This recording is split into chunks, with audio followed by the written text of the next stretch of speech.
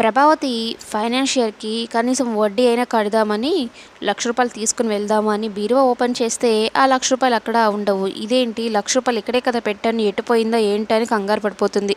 సత్యంకి చెప్తుంది. ఆల్మోస్ట్ మొత్తం ఎతికేస్తుంది బీరువా, కానీ ఎక్కడ కనిపించదు. సత్యం చెప్తే సత్యం కూడా కంగారు పడతాడు. ఇంతలో మనోజ్ వాళ్ళు రాగానే మనోజ్ వాళ్ళని అడిగితే ఏం తెలియదు నాకు అన్నట్టుగా ఫేస్ పెడతాడు మనోజ్. ఇక రోహిణి అయితే షాక్ అయిపోతుంది. అదేంటి అత్తయ్య గారు, మీ బీరువాలో పెట్టిన డబ్బులు ఎలా పోతాయి అని అయితే అంటూ ఉంటే పక్కన ఉన్న మనోజ్ అయితే కంగారుగా చూస్తూ ఉంటాడు. ఇక అటు తిరిగి మీనా మీదకి వెళ్తుంది ప్రభావతి. నువ్వేమైనా వచ్చావా చూసావా అంటూ ఉంటే అసలు మీ గది వైపు రావడమే నేను మానేశాను అంటూ మీనా చెప్తూ ఉంటుంది.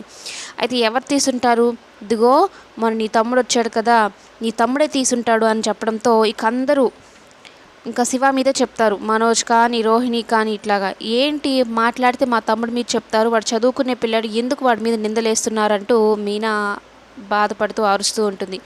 ఇక బాలు ఏమో 40 లక్షలు కొట్టేసింది నాన్న సొమ్ము, వాడే కదా మనోజ్, వాడే తీసుంటాడని చెప్తూ ఉంటే ప్రభావతి మాత్రం మీనానే అనుమానిస్తూ ఉంటుంది, మీనా తమ్ముడిని అనుమానిస్తూ ఉంటుంది.